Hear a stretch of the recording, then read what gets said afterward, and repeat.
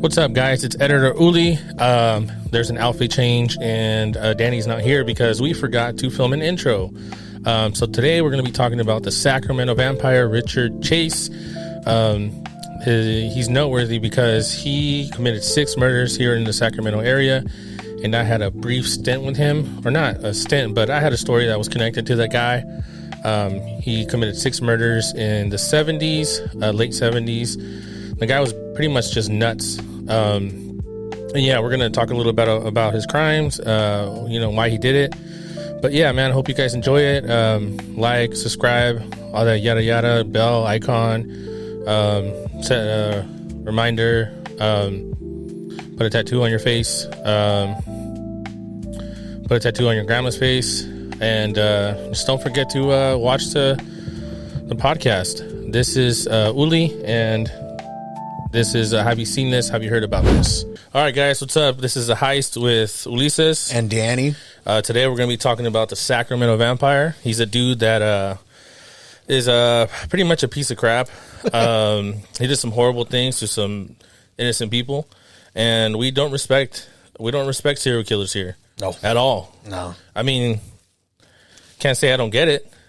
Can't say I wouldn't kill somebody if I had the opportunity to. The intrusive thoughts. Yeah, there's intrusive thoughts, but don't act upon them sometimes. Definitely. I mean, I'm guilty. Sometimes I'll have some intrusive thoughts, and I'll just act upon them, man, and it's really bad. Okay, but like, there's different levels of intrusive thoughts, though. Like, this is true. Like, do I shit my pants right now, or do I wait till I get home? Yeah, I mean, you go with the latter on that one, yeah. Yeah. So the latter being your home.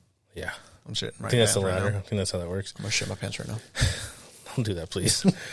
Anyways, we just had Halloween. How was your Halloween? Oh, dude, it was great. I didn't find anything in my son's candy except for candy, so I was a little. No upset. razor blades. No drugs. Nothing. Upsetting. Wow, dude. Times have changed, huh? Freaking liberals. Dude, so I stayed here. Oh, nice. And gave candy out. Oh, I love giving out candy. Kids, I just love seeing how happy they are when you give out candy. Yeah. Belen and Marina, they went trick or treating. Oh, heck yeah, dude! It was all good until I started seeing the drive-buyers. Oh, dude. Okay, so those who don't know, the drive-buyers are the people who pull up in front of your house and they have the fattest kids. And then, so this is what happened, dude. This car pulls up, right? And it's a Kia Soul, dude. Oh, shit. And look, I have nothing against Kia Souls, but might as well drive a Prius, dude, at that point. So this Prius Soul stops in front of my house, right? The fattest kid just comes out, dude. Don't get me wrong, I'm big bone too, you know? But, saw the suspension rise and everything. Dude, he got out. Dude, this kid gets out of the car, bro. He has a mask on that barely fits his face because he's massive, dude. And he goes, trick or treat. And I'm like, dude, for real? All right, whatever. So I give him a handful of candy. Oh, you should have just gave him one. Dude. And make him work for the rest of them. Like, okay, no. Okay, so what pissed me off the most was... Okay, whatever. He gets in his car and they drive off, whatever. Yeah. I'm just at that point, I'm just like, yeah, this is stupid. I hate these people. Yeah. And then I get a couple more. And I was just not having it. I was pissed. I can't say no to them. Yeah. I can't. It's impossible. Yeah. I don't want to say I'm too nice, but I mean, I'm giving out candy, dude. Yeah. It's a good time. Oh, yeah. And then what really made me mad was the teenagers, dude. Because the teenagers, okay, I don't care if someone came up and they had a beard. Yeah, I wasn't worried about that. Yeah, you can have a beard. I don't care. You know, I'll give you. If you say trick or treat, bro, here you go. Here's your treat. You're getting something. Yeah, you're getting your treat. But these teenagers would come up. They wouldn't have anything on. They weren't even trying, bro. They just had a backpack on backwards like a freaking kangaroo, and they wouldn't even say trick or treat, bro. They just come up, just pull up and just give me something. Yeah. Dude, that. At least make an attempt. Make something. I remember one year I went as just an average Mexican. I am Mexican. But I just put on normal-ass clothes, but I walked around with a sombrero and a guitar. Okay. And when they asked me what I am, I just looked at them and I just said, I'm a Mexican. Yeah, well, I mean, that's valid. They didn't know what to do after that. They gave me an apple and a banana. There was a sweet old lady. She's no longer alive, but still, Yeah, she got it. She was like, okay, you know, dude. And what restored my faith in humanity was this kid, dude. I was here, and I felt like he was like the kid to save the day. Oh, it was a kid on a bike, dude. He freaking pulled up so fast. He pulled up, got out of his car or got out of his bike. Might as well have been in a car, dude. That boy was going fast. Yeah. So he got out of his bike, and then he has a bag, dude, just full of candy. Yeah. He runs up, trick or treat. Thank you. Have a good night. I give him some candy. Yeah. He jumps back on his bike, dude, and then he's gone. Yeah. And I'm like, this kid is on a mission. He's on a hustling mission. Dude. He's going to sell that candy next day. But yeah, yeah, dude. I don't know if he's going to sell. He's probably going to eat all of it. The only one that I find acceptable is the whole drive-by thing. Is so after my son was getting candy, we were giving out goodie bags, right? We were just giving out some small things. It had like, you know, some Bible stuff in it, and we were just giving out to kids.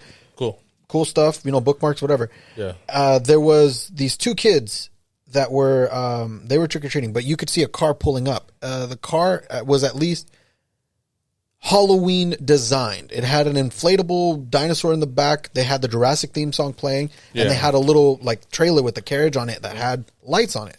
It was for those kids. Sure, I'll give them that. Yeah. And it was only for them. They were still walking house to house, but it was only for them to basically get on to go to the next street over, or whenever there's like, you know, gaps in between, because not everybody gives out candy. So it was just for that. As soon as they got like to a different area, the kids would get out and start to like walk the rest of the way. I'm like, there you go. I get that. That's all right. Okay. So, the Sacramento Vampire. We're treating these episodes or these type of episodes as like research projects. We both kind of just do our own separate research and then we talk about it here, give our opinion on it. So this dude, Richard Chase, was born in Santa Clara County. He grew up like in a typical household in the 50s. He would get his, I guess something noteworthy that I saw was that I guess he would get whooped on. Yeah, but I mean, what child in, you know, 60s, 50s? Dude, I got whooped on. Up to the 90s, basically, didn't get whooped on, you know? Yeah, but I think, well, let me get on with it. The thing about him is that he had a lot of animal cruelty growing up.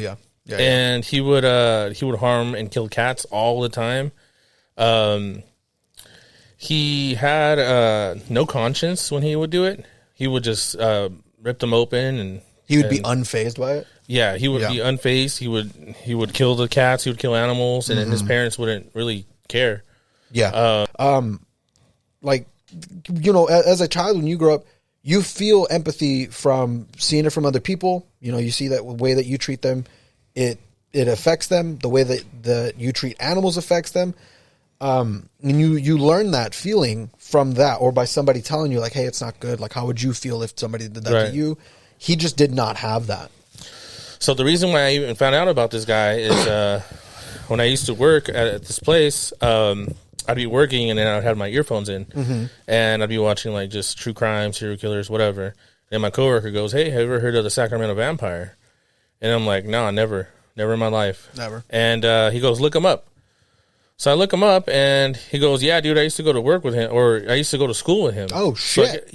So he's an old-timer. Uh-huh. And I guess Richard would just come to school, dude, and he'd be like, he would have like a handful of pills and be like, hey, dare me to take these. Absolutely nobody would dare him. He'd be like, all right. Wow.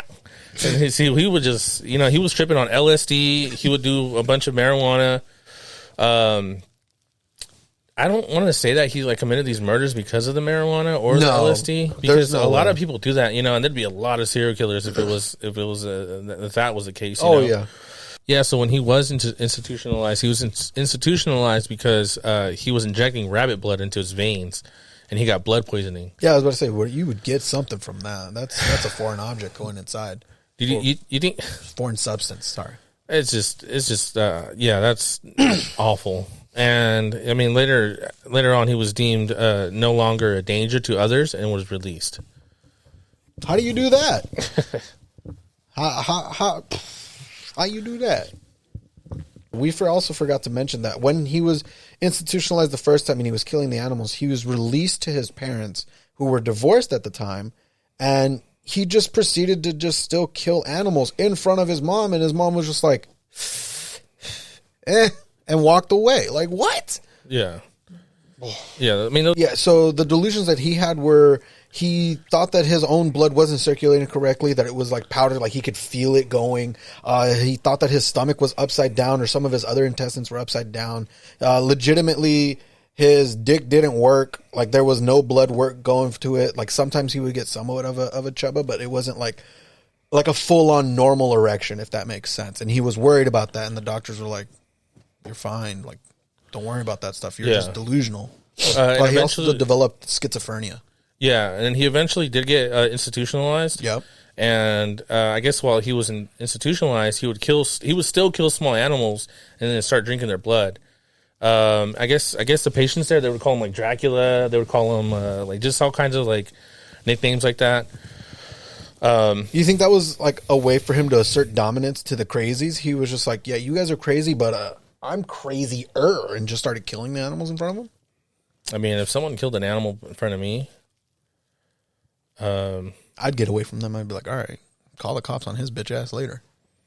Dude, you probably have to run my fade, honestly. Catch these hands right now. Dude. I mean, have you seen the guy, dude? Yeah. He was a stick. Oh, well, I mean, that was around the hippie era. Everyone was a stick back then, which was the craziest shit. Yeah, everyone back then, they didn't bathe. They didn't wash themselves correctly. They were just out and about enjoying their lives. Well, that hippie look is a reason why it kind of took the investigators a little while to find him. Yeah. He had that look, that most men have. Like today, like, can you imagine there like being an Edgar? Oh my God. Or a dude with the mullet, like committing murders? Like, it'd be like finding a needle in a haystack, dude. Yeah. Like, it's just like, hey, he had a bowl cut and then he was cut a lot.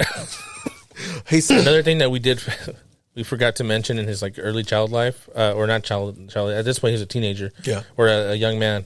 He went onto an Indian reservation, and I guess he killed some kind of animal. Oh yeah, Pyramid Lake. Yeah. So he killed some kind of animal, and basically they just pulled up on a car in the middle of nowhere, and the car they opened it up, and in the car there was just blood, like a bucket, right? A bucket with liver. Yep. And just all kinds of blood. So the cops were already thinking, like, there's some kind of mal. Yeah, they saw a gun. They thought there was, like, something bad happened here. They didn't know what the heck was going on. And then they just happened to see Richard Chase off in the distance, butt-ass naked, covered in blood. So they chased him down, subdid him, took him in to try to book him. They did a forensic test on the blood to see what the heck it was. Turns out it was just a cow. Oh, Richard told them that it was his blood, that he just out of nowhere bursted, that his blood just out, and that he was saying that it was his own blood. Yeah. All right. So then eventually in the 1970s, in December, late December, he started his killing spree. Oh, shit. Do you want to talk about his first murder? I don't remember. Oh, I think I wrote it down real fast. It was Ambrose. Ambrose Griffin was his first killing. Ambrose was, so the way that they stated it was that Ambrose was just out and about taking in the groceries, and then freaking Richard Chase just did a drive-by, just like blah, blah, blah. 1970s suburban Sacramento, and the suburbans of Sacramento just shot him, and they were just like, well, his wife thought that he died of a heart attack because it was just so sudden. They didn't know what the heck was going on. Later they found out, he got shot. Cops came out and investigated, and they didn't really think much of it. They found bullet casings of a 22 down the street. Cops didn't really think much like, oh, he got shot, because they were just like, oh, it was probably some kid got his dad's gun and started shooting the lights. Like, what? Yeah, it was he was very disassociated from the killing, just because most serial killers, when they kill, it's very personal. Yeah. And they want to like feel it, they want to see it, they want to interact with the body.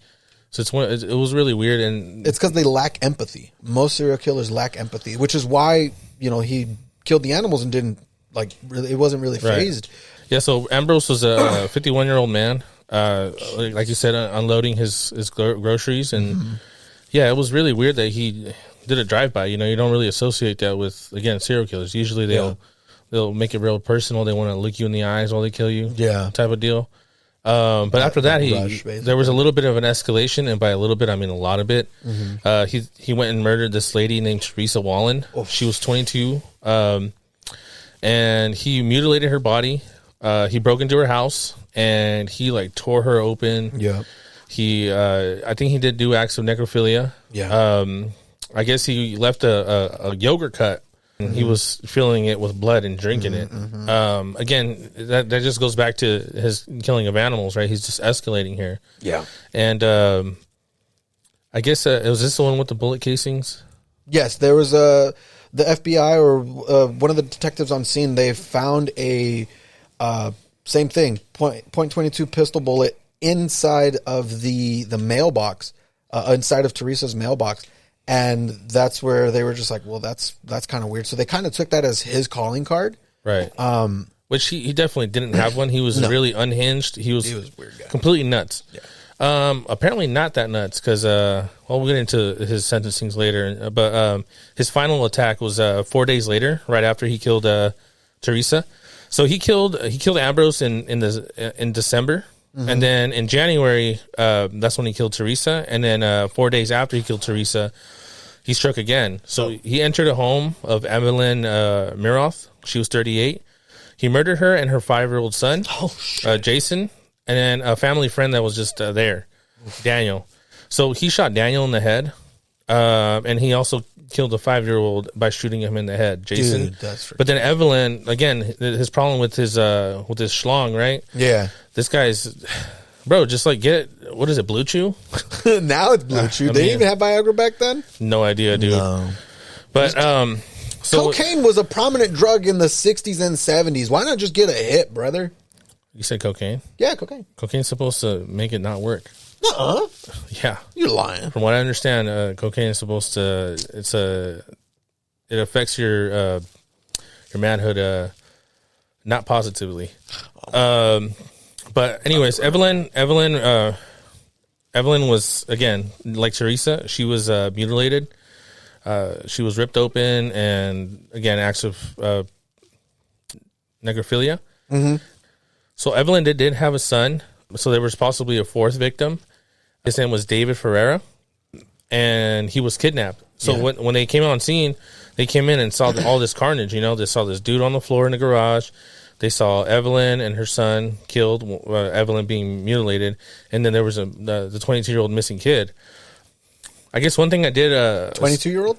Sorry, 22-month-old. I was about to say, that's not a kid. Well, I mean, a child of God, maybe, but that's not a kid at that point. That's a young adult. One thing I did forget to mention is that he had been, before he started murdering, I guess he had been like breaking into people's backyards and like just kind of snooping around. Oh, yeah. And then there was something that he did. I don't know if you want to... He broke into somebody's home. There was nobody there, but I'm going to safely assume he saw like some toys that belonged to a child, went to that kid's room, pissed in that kid's the cabinet, like where he had all of his clothes, and took a shit on his in his crib. Like, how much do you hate kids that you do that? Look, man, I met some stinky kids in my life. Not once have I thought, I was like, hey, you know what? I'm going to poop in his bed.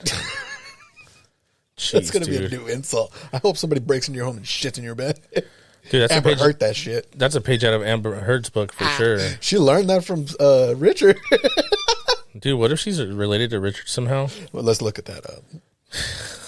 It's the internet. Jamie? Just kidding. We don't have it. So then I guess like after he had committed those murders, they were like just trying to find this guy, right? Yeah.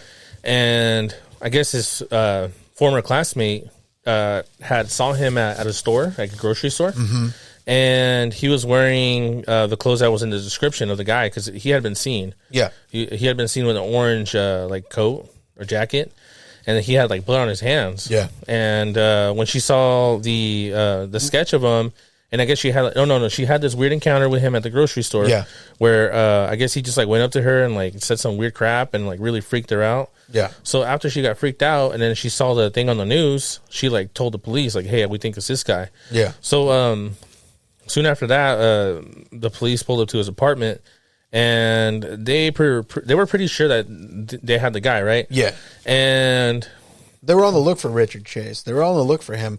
And with the help of the apartment manager, the detectives who didn't have a search warrant at the time, she made it clear to them that he was in apartment number 15. And when one of the detectives went, they were knocking, hoping that he would answer the door, but he knew that he was wanted. So they were just keeping at it. And one of the detectives went to the front desk to get a phone call, to basically make a phone call to, I can't remember who specifically. We'll look that up. But they were trying to get a hold of somebody so that way they can get a search warrant. Yeah. And by them doing that, Richard thought that they were done. He thought that they weren't looking for him anymore, that they just so happened to leave because it went just dead quiet. He opened up his door and started to walk out. And then one of the detectives looked back, saw him, and basically they just proceeded to run him down. Yeah, so when they ran him down, he did have a gun on him. Yep. He had it holstered in his shirt, tucked in. From what I understand, the officer that arrested him, like he was under the impression, like if he saw the baby, that he would kill Richard Chase. Yeah, because they haven't found the baby. So I guess when they were wrestling him down for the gun, the guy thought like the police officer thought he would kill Chase. Like he would have been justified in killing him. Yeah. But they were able to like subdue him and stuff. Yeah. And I guess when they interrogated him, he just was like stone-faced or stone-faced. Yeah. He didn't want to fess up. I guess there was a point in the interrogation where Richard was like the guy, he was mumbling about some random stuff. Some of the animal, he like admitted to killing to animals, but obviously, this was like 70s, so they were just like, that's weird, dog. Don't just keep that to yourself, kind of type thing. But then he got like the detective that was interrogating him at the time looked away, and when he looked back, he said that Chase was like right here in his face, and he just yelled at him like, "What the hell are you doing? Get away from me!" And after he told him that, Chase just like shut down. He just stopped talking altogether. Yeah, and he theorized that if maybe he would have like hugged him, and showed empathy, then Chase would have broken down and actually told him. Yeah, because he saw that in his eyes. When they went into his apartment, they saw like just a mess. It was blood everywhere. So there was blood on the couch, there was blood on the counters, there was a blender with like just parts, possibly animal, possibly human. I don't really remember what it was. Yeah. And he blended like human parts with like Coca-Cola, which I mean, I'm pretty sure that's got to be in the Wingstop freaking soda machine, dude. Yeah. Wingstop soda machine has everything, man. Oh my god! I bet you next time you go, there's gonna be blood with Coca-Cola on there. Just gonna say Sacramento Vamp blood. Hell just yeah. There, just. So SVB. But when they checked the apartment, there was no sign of the kid. Yeah. So they were interrogating him for a long time, trying to get answers as to where this child is, but he gave them nothing. He just would not say anything. Yeah. So months later, I guess they found the body behind a church, I believe. In the void space between like some sort of an apartment and a church. Yeah. It was a cleaning lady, I think. Yeah, and there was a box, and the kid's head was like chopped off, and he later admitted that he chopped the head off so he can get more blood out of him. That's crazy. Yeah, just an awful person, man. Just especially kids, bro. Dude, that's the only thing. All murder is wrong, but when it having to do with kids, it breaks my heart, man. Yeah, that 22-month-old kid would have been my dad's age, Yeah, he could have lived. Who knows? He could have been a hero one day. Yeah, and his life was cut short because this nuts guy that was failed by the system was released over and over again. I think it's more of at first it's the parents' fault. Not 100%. to like push blame on them, but I mean at the same time, like the signs were there. Those are just things that maybe with time, I think now people are more sensitive to like things and people are a little bit more informed. Yeah. But at the same time, do you see some monsters, dude? Yeah. I mean, I can't say I've ever met little kids that I'm like, yeah, this was for sure going to like drink blood. Yeah. But yeah, I met some monsters for sure. Oh yeah. But yeah, I don't know, man. It's sad that, like there's been other serial killers which I won't mention right now, but that just the system is what fails them, and the system is what puts us in danger. So during his trial, he pled insanity. Yeah. Saying that he was a paranoid schizophrenic, and that was the reason why he did all these things. The math ain't math in there. It don't add up. He knew what he was doing, basically. He knew right from wrong. He knew what he was doing was completely wrong. And they basically ruled out insanity, and they were just like, nah, man, you knew what you were doing. And because if you didn't, you wouldn't have ran. First off, if you're pleading insanity and stuff like that, like you knew what you were doing was completely wrong. Guilty of 6 counts of first-degree murder, and they sentenced him to death. Like, yeah, I still think we should have the death penalty. I know for some countries we do, but there's some that we don't. I think California I think we still have the death penalty here. I don't think so. No, we do. Do we? We do. It's just on pause. Oh. They're going through legislation and stuff, but there's some people that don't deserve to live anymore. Oh, no. And this should be. I mean, I wish they would bring back the firing squad. Oh my god! There's a couple of people in this world that have done some horrible things and they deserve that. 1,000,000%. Me? No, not you. What did I do? No, just whoever's watching. You know who you are. Something about Richard is that he would only enter houses that were unlocked. Saying that the houses that were locked, he viewed as like he wasn't welcomed. And then the houses were unlocked. It was like an invitation to come in. Yeah, come in, chop off my head. Go ahead. So that's one of those things, man. Make sure your houses are freaking locked, guys. Like, don't invite these weirdos in, man. Not even just that. Like, if you look at the difference, like back then, growing up, when did you have to come back home? When the street lights turned on. Yeah. When the street lights turned on, you come back home. I don't care where you're at. You come back home. You know. Nowadays, it's like, who are you with? Where are you going? Who's going to be there? That's what I do with my son, but I'm like, hey, man, an adult's got to be there. I don't trust the adult. I'm going to be there, you know? Yeah. Like, it's entirely different now. You can get away with a lot of shit back then. Yeah. So Richard died shortly after his, prison sentence. Yeah. Like, while he was in prison. Hopefully. Just a year and a half after he was convicted and sentenced to death. Mm-hmm. He was in San Quentin, and he was found dead in his cell. I guess what he did was he would get all his pills, all his prescribed antidepressants. Yeah. And he just stockpiled them, and then eventually he just took them all at the same time. Oh, he wanted to relive his high school days of dare me to take all these pills. He's like, one more time for the one time, dog. Yeah, so he overdosed, and he never got to really see justice, man. But yeah, man, that guy was absolutely nuts. That's a little bit of the story of the Sacramento Vampire. There's a lot of documentaries that you guys can watch online. Yeah. That goes a little bit more into detail. We just kind of wanted to brush over a little bit. I did have a little bit of a stint with him, or not a stint, but like a story connected to him. Mm-hmm. Okay. So back to my coworker. Yeah. So my coworker told me about the Sacramento Vampire, told me how he went to school with him. Yeah. And told me to look him up. So I did. And I was watching his story, his documentary, and the part where the detectives were arresting him, yeah, it gave me the biggest chills, and I'll tell you why. My dad's a plumber, and he services a lot of apartments in the area, and I've always worked with him. Yeah, and there was one apartment that was very noteworthy. It was off lot, and there's this lady that lives in there, apartment 15. And that apartment was disgusting. Super disgusting. The lady had like 200 cats. All right, it might be like 20. There was the lady would sleep on her couch, dude, and we did work in her apartment. It was just so stinky and raunchy. And it was just one of those places that's just disgusting, right? Like a hoarder. Just imagine just everything covered in cat. It was one of the most awful things I've ever experienced. Back to the documentary. I'm watching this documentary, and I see that this apartment where they arrested Richard Chase was the apartment that this woman now lives in.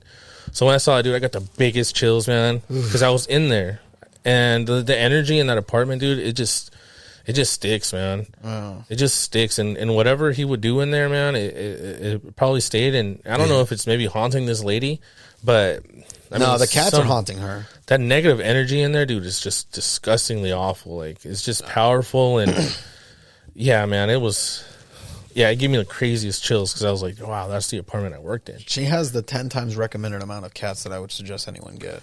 Like 2 is fine, but 20, that's crazy. That's too much. And also like all the piss and shit, that's pneumonia right there, dog.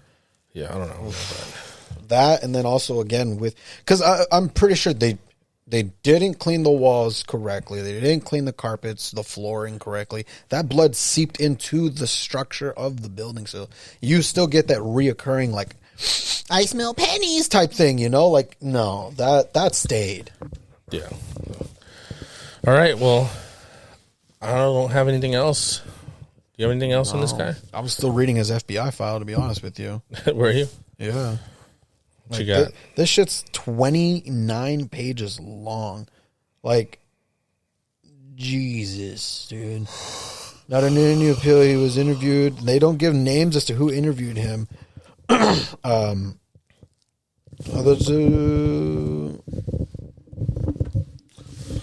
He declined. He declined to sign the interview consent form. So he essentially agreed to basically get interviewed. But when they told him, "Hey, you got to sign this piece of paper saying that it's okay to interview," he was like, "Nah, I don't want that. I'm not going to do that." Yeah, dude, no. Like this guy is just on like a different level. And I'm pretty sure it's like the tippy top of, what's later to come with this podcast of people we're going to talk about, things that we'll talk about. Oof, though, like damn. Yeah, we're not always going to be doing serial killers or like scary stuff. I think the next episode will be something more positive. Heck yeah. Maybe talk about, I don't know. A Thanksgiving killer. Ooh, festive. No Thanksgiving killers. Man, there's never anybody. I don't know. I'm thinking maybe someone positive and something that can, something positive. Yeah. All right. Well, it's been The Heist. Have you seen this? Have you heard about this with Uli and Danny? All right, y'all.